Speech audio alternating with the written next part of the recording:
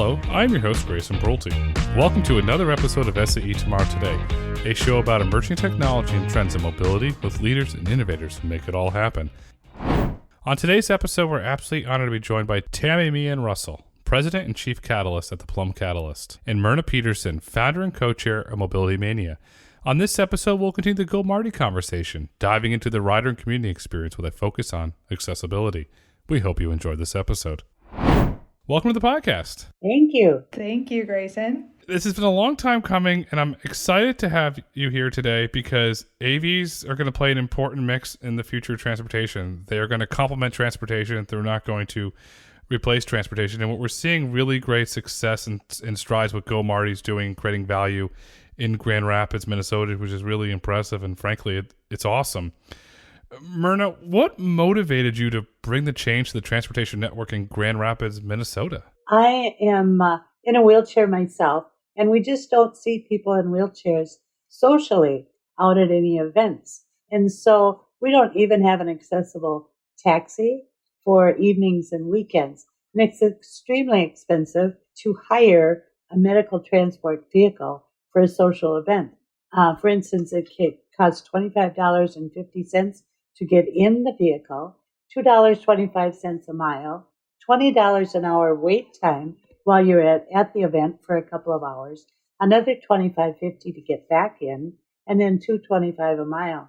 So it's about $10 for transportation, perhaps, but it's $91 if you're in a wheelchair. And so in order to get more people out, we needed to find an accessible and affordable way to transport people evenings and weekends when most of the social events happen. It's a ripoff. It's a disgrace. So you're sitting there, you got to pay $25.50 to start. You got to pay $2.25 a mile, $20 for wait time. You can start being and fill in the rest there. That's really what it is. Most of the people in assisted livings or nursing homes only get to keep about $110 a month. So they've used it all for transportation without doing anything. And so it's really a hardship for people in those situations. Why was this like this? What caused this imbalance in this, I'll use the word, gouging situation? It's just because of the liability and the licensing that people with those kind of vehicles have. And medical transport, you have insurance that can cover some of those costs. But for social events, that's not covered under any insurances.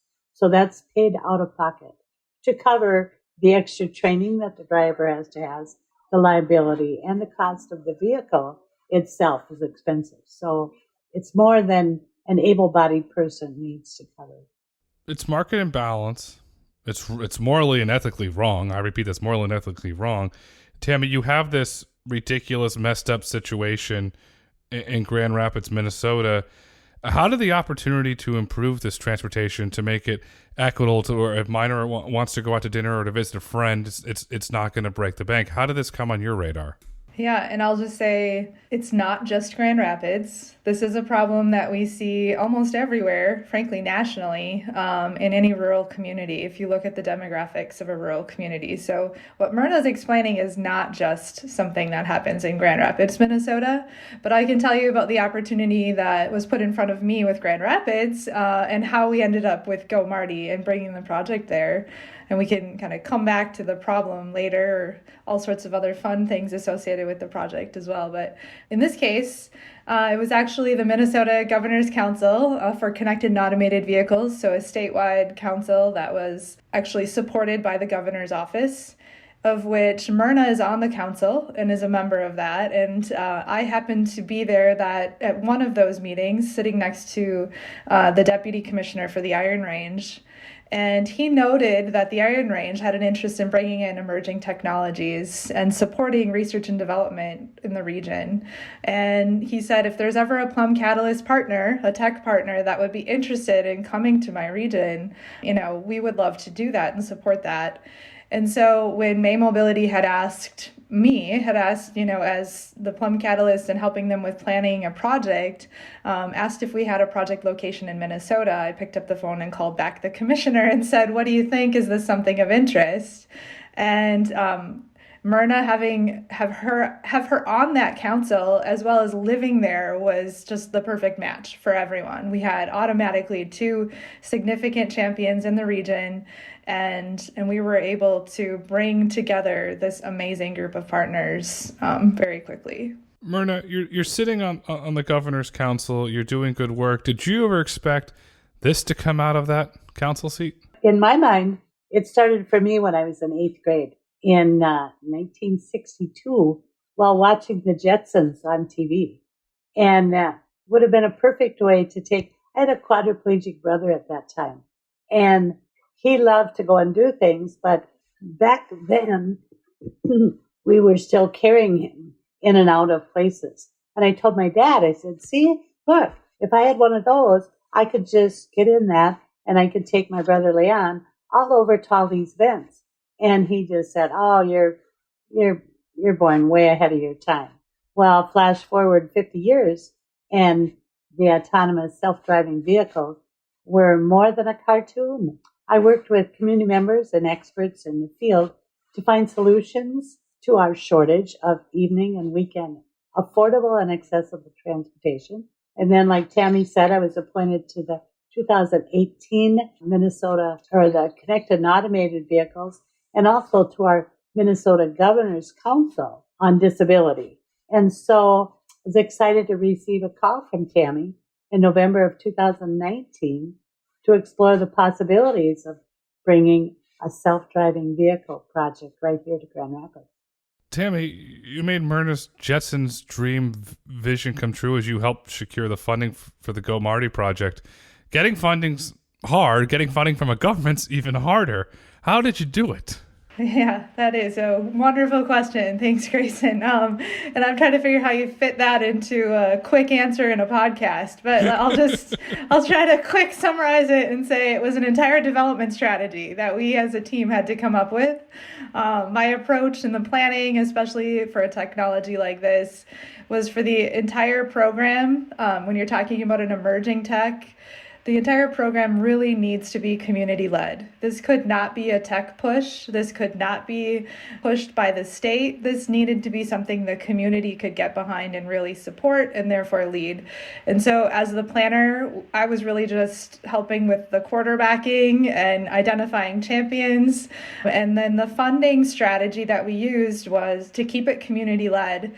50% of the funding or less was going to come from the state. The rest of it was going to come from local funding partners who shared in the remaining 50%. And so with that, we were able to get funding from the city of Grand Rapids, a huge champion, obviously providing the location for the pilot, but also some funding and support. The Blandon Foundation, which is a wonderful foundation there locally, and the Iron Range Resources and Rehabilitation, as well as the county. We also have a lot of other partners like Myrna, who do a lot of in-kind support to help us.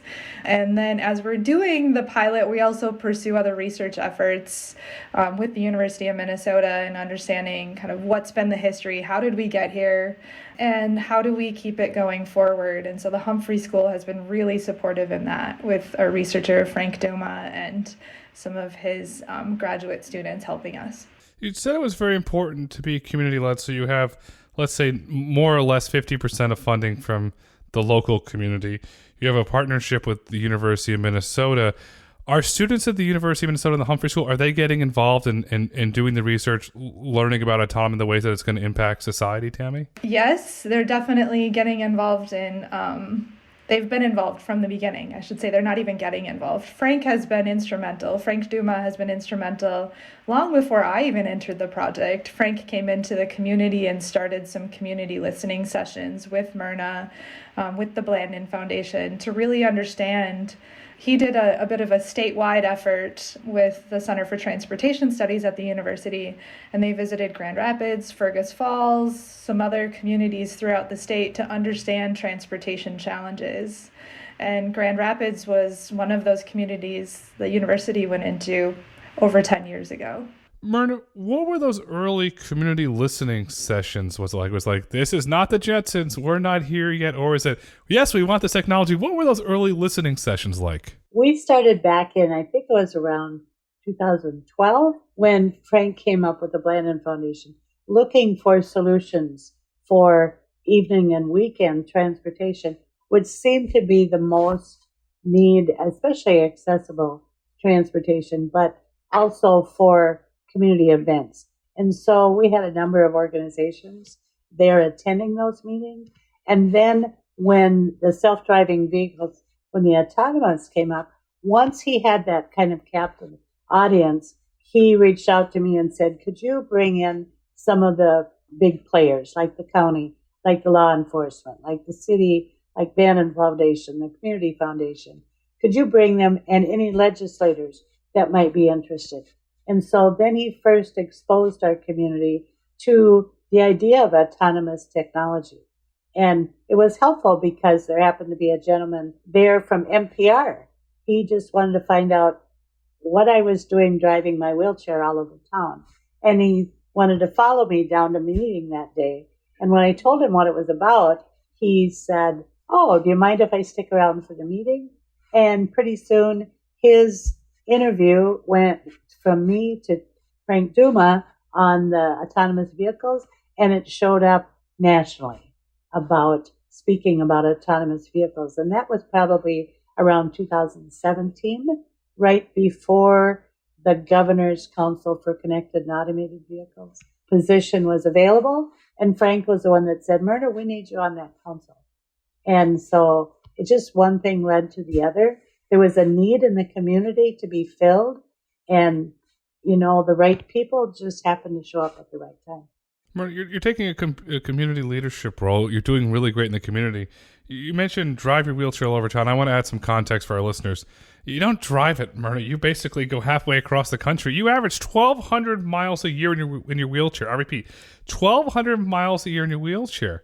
How the heck do you do that? Well, I love my independence. Almost 28 years ago now, I became quadriplegic from a serious auto accident. The 1,200 miles, the one thing the expression, stupid is as stupid does. Well, it's sort of like that because my independence makes me I want to get there, see what's happening. I tell everyone I have one thumb that works and a mouth that won't quit. So I just find people that will help me with my passion. And this one just happened to do that. Go Marty literally gets me off the street in bad weather. So it was a solution to, I keep well lit up when I'm out at night, but, if it's raining or snowing, it's not really safe for me to be out there, but it usually doesn't stop me. So yeah, it just works. How is, besides the inclement weather, how has the Go Marty Autonomous Vehicle Service impacted your mobility? Are you able to go more places now? Are you experiencing more? I'm assuming your miles on your wheelchair are going down because you have another form of transportation, but how is it overall impacting your transportation needs? It's been great because it really is much safer. People like it better when they see me in a closed vehicle rather than out with a parka and a, headset and goggles on. So it does allow me to get places more safely. There's some places that it can't go, and that's one thing that I would like to features that different stops to different places that, eventually if we get more funding that we can do. Or the beauty of a research project is that, we got to find out what works and what doesn't. And it's been very successful in identifying certain problems and then trying to find solutions. So it's been great that way. Tammy, what Myrna's describing is independence. She has her independence back again. She doesn't have to suffer in inclement weather to get where she wants. Myrna's one great example of how the community is using it. How are others in the community using it, and how are they viewing the deployment of Go Marty? Are they excited? Yes, please add more stops. What is that like? The community has been so accepting and so excited about this project in general. It's been really fun and positive to watch that. We have had, I believe we're at over 1,500 rides so far since we launched on October 5th through our media day, official launch day.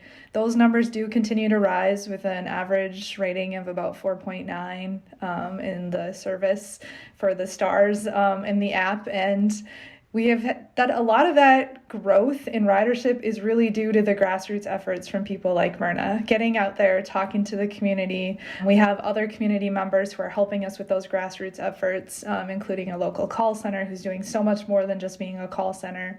And so a lot of those riders are really just in-person conversations, or they hear about it from someone else, word of mouth.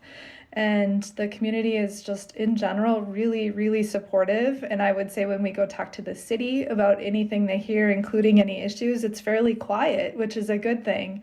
The operation is very much just accepted in the community now.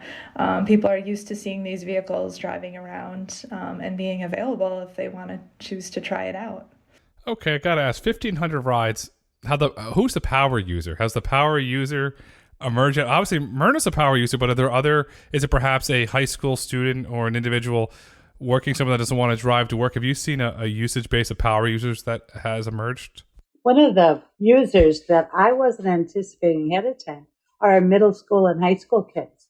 And it's to get from school to Target, to the Y, to the youth centers around, or just to fill that gap of some place to go between after school and an event that might be happening at night. You know, what that does, many parents have said, wow, has that ever been nice? I don't have to worry about how my kid is getting somewhere after school or what they're doing, because they have a safe and affordable means of transportation. So that's been great. Anyone 12 and over can use it independently. So that's been a using group that I wasn't thinking about ahead of time. But yeah, a lot of the older people are still cautious, and they see me getting in, and I say, why don't you take a ride with me one? Well, I'll just wait. Grace, and I think one of the things to highlight there is, as Myrna said, is they're starting to come around, especially as they see Myrna riding it. But we have literally watched the evolution of public perception moving into awareness and trust from some of those riders, especially those that might be older, differently abled, that wouldn't otherwise have had an opportunity to experience the technology ever. And they see it and they're very leery at first. And then they might be able to try it out or get a little closer, learn a little bit more, move right into riding it and loving it, and even being an advocate of the project. We've actually literally watched that happen in front of our eyes sometimes with some of these riders. That's going to be the fun part, because when we scale that nationally and eventually globally, it starts with, oh, I'm nervous. Oh, this is interesting. Oh, I'm bored. Okay, we succeeded. It's boring, and then it's reliable. Mission accomplished. You're getting to your destination safely.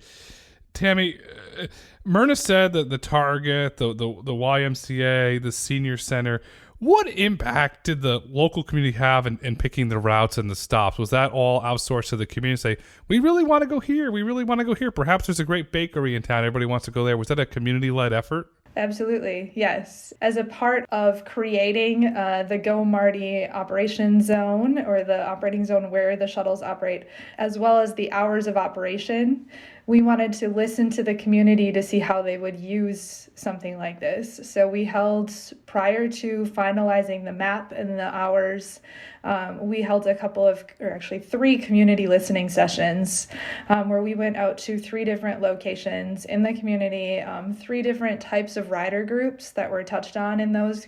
And so we worked with the business community, we went to a senior living community, and we went to the county, who does a lot of support services.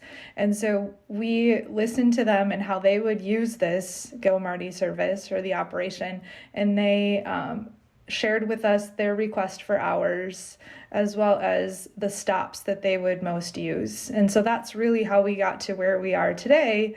And we continue to evaluate the usage of the stops, the usage of the operation, because we will have an opportunity for one shift iteration, and I don't want to say even hours probably will stay the same, but one shift in how the stops are placed, where they're located, how we're using it. Nothing of significance can change just because we don't have the funding to do that, but we do have agreement that we could make some minor changes here one time.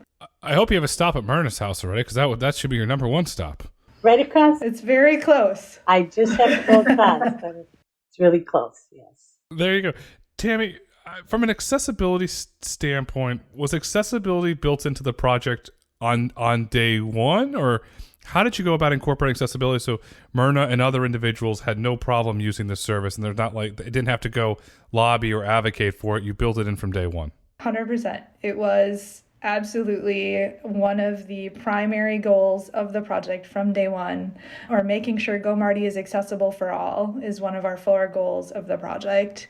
And so we knew we needed to bring accessibility requirements to the forefront from day one to truly make an impact in the community.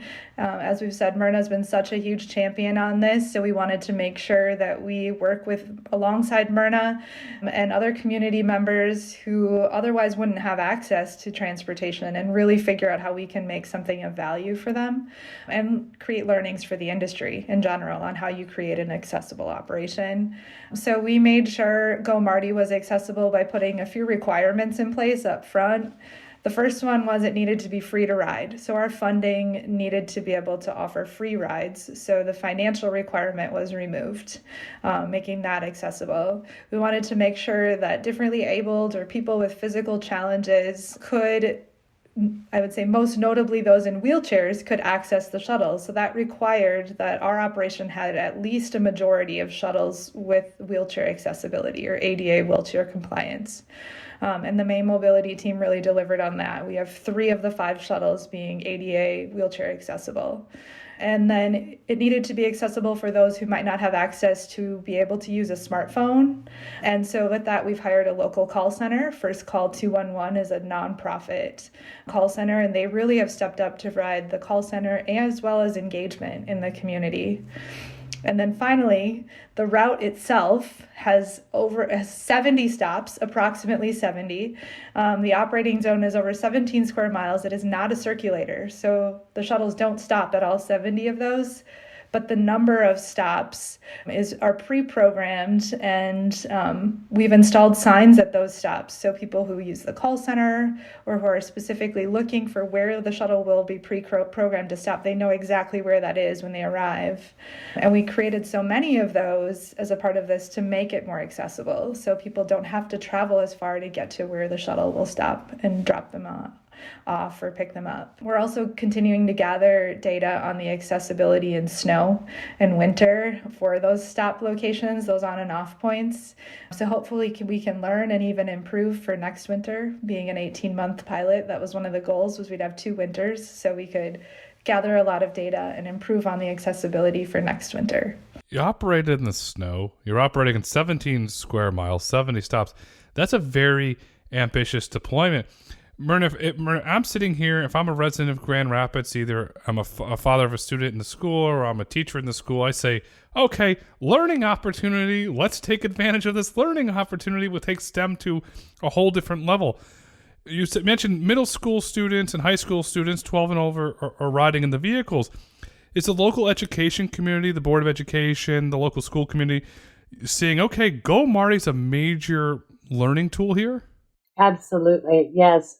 I'm an educator, retired from that field now, but that's a strong focus of my passion for this, because it does allow opportunities for workforce development, career pathways for our kids. We've had students involved in designing the fixtures that are placed along rural roads that do not have an identifiable image for the vehicle it operates on the technology that it needs to locate vehicles through their cameras. And our students in the high school industrial tech classes help design those. There are opportunities in this summer for our kids for camps that came to last summer, and Tammy has a bunch more planned for this summer. But just opening the door for some of our engineer students at the community college are operators. And it's just beginning to open up a whole nother world of curiosity and vision for other ways to get kids to become involved in an industry that's new and progressive, and also with the hope of bringing other industries here to Grand Rapids so that our kids can stay here and not have to move away for future careers. They could have their Jetsons moment. You had your Jetsons moment in 1962. They can have their Jetsons moment here in 2023 because of what you're doing. Absolutely. It's just a real eye-opener. In the interest of my own grandkids who are younger than 12 living here, it's just like, wow, how did those work, Grandma? You know, the whole experience of AI is so alive right now and so intriguing for even me at my age, but I would love to be back in the classroom and be able to explore the creativity behind AI and, the Go Martys of the world and what it does for my accessibility just to my own wheelchair. All of the intriguing things and creativity out there for young learners. The young learner gets in the vehicle and we're not in Kansas anymore. They're sitting there in the future. And then Tammy, so you look at what Myron's talking about with the local schools and the community, it opens up the workforce development pipeline. Perhaps they can go on to a vocational education where they can learn to develop these new technologies, because we need a workforce for the future technology. We're seeing the struggles that Intel's having in Ohio with their foundries. They're building these multi-billion-dollar foundries to onshore semiconductors, but they can't hire the talent. And that's going to play a big issue. What is the Plum Catalyst doing around workforce development so as the Go Marty project scales, perhaps you scale to other parts of the state or to other states, that there's talent there from a workforce standpoint? Yes, definitely agree, Grayson. Workforce development is a huge topic in this industry, and it needs to be, honestly. So my team provides partners and our clients with strategy and training, supporting, like, how do you break this down? How do you approach workforce development? Because it is such a huge topic, and it is a long-term effort for all of us to get on board with. So we kind of define it in a framework that's 3 pillars. And so we are really rolling out a couple of exciting things under this framework. One of them is officially called our Plum Mobility Labs, and I'll explain a little bit more about one of those things. But that really gets into inspiring next generation, as you said. How do you get to these students K-12 while they're middle school, high school, or maybe even elementary school? And so we strive to inspire the next generation of transportation technology leaders, and those who will get really excited, as Myrna said, on this, have their Jetsons moment.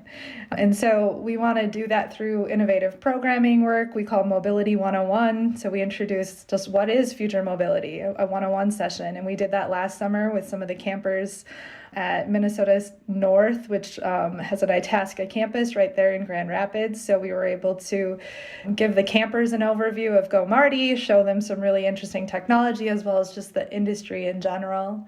And then we also sponsor student competitions. And in the case of Go Marty, we also hired the students to do the fixtures project, where they were able, as Myrna said, to build those fixtures along the route for the shuttles to be able to localize. On rural roads, it's kind of a big deal that you need some localization. And so students were able to learn about the tech while they delivered us the fixtures on the route. I think the next area is upskilling and reskilling. So looking at our current workforce that are out there. And so we can create strategy, overviews, and even new college programming and opportunities for people to experience jobs who are already outside of school and they look to get into this industry. So there are customized training programs and partnerships. And so in this case, Go Marty has hired over 20 autonomous vehicle operators right there from Grand Rapids. Those are generally part-time roles, as well as a few full-time roles working for May Mobility. And there's just a lot of great opportunity for upskilling, reskilling in this industry when you can introduce a project like Go Marty in a community. And finally, just like we saw with Go Marty in the early days, introducing innovative partnerships. You have to bring together the people who are providing the training, those training partners, the people who are the employers, the tech companies, and then guess what? We also have to identify funding to create these programs. So identifying those funding sources who are interested in doing that, kind of bringing everyone together is really, the magic. Tammy, you created 20 local jobs in Grand Rapids, Minnesota in the autonomous vehicle industry. That's a success. It's basically changed Myrna's life. You've got 1,500 rides since you launched. Are there plans to scale Go Marty to other parts of the state of Minnesota? Well, I would say unknown right now, but we do have plans to share a lot of what we've learned. We are launching what are called Smart Rural seminars this fall. And so Smart Rural, it'll include 2 seminars this year. And oddly enough, it's coming to Grand Rapids, Minnesota first, so we can highlight Go Marty for the attendees of those seminars. And it really is a workforce development effort in and of itself, where we're training other community leaders from not only Minnesota, but we're going to open it up nationally. So it could be regional community leaders, it could be even others from outside the region.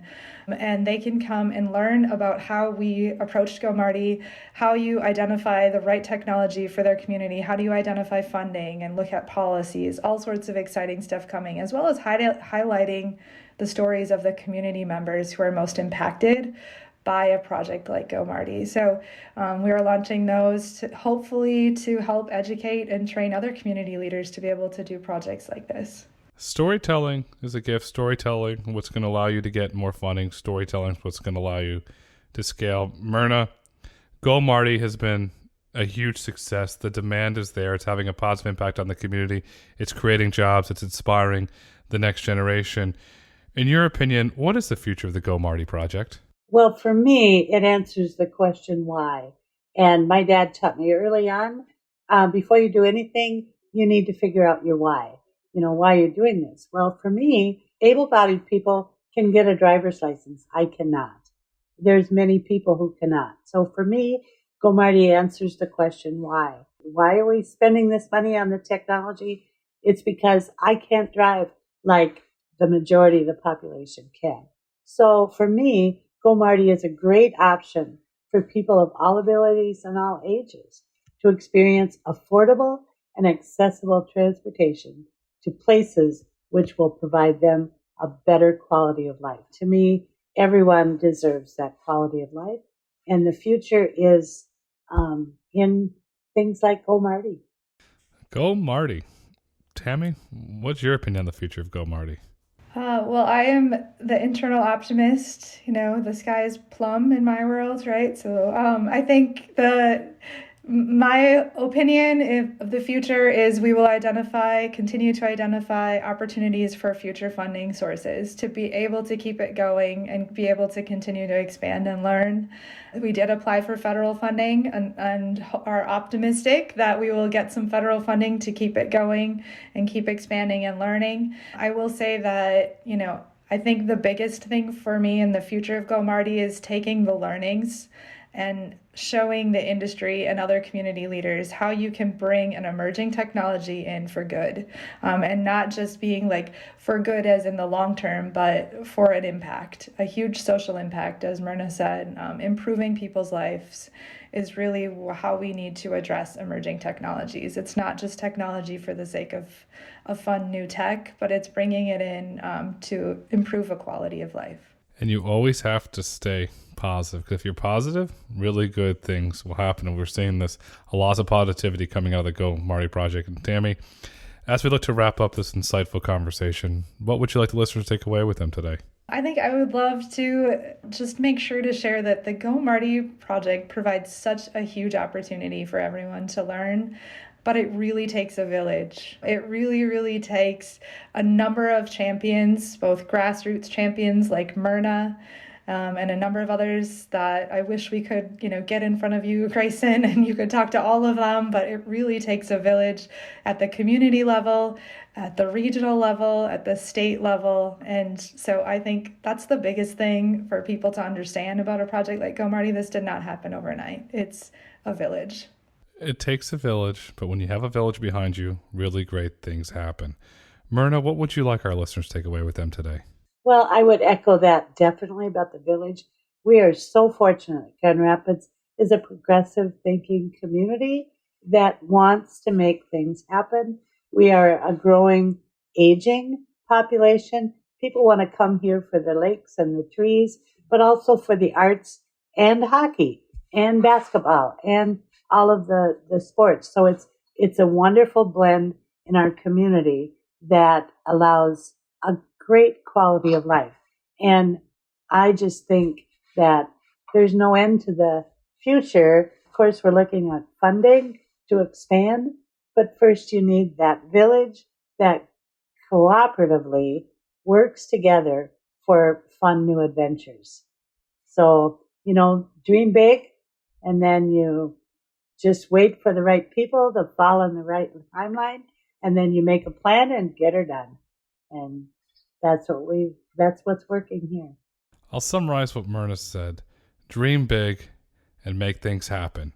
Today is tomorrow. Tomorrow is today. The future is go Marty.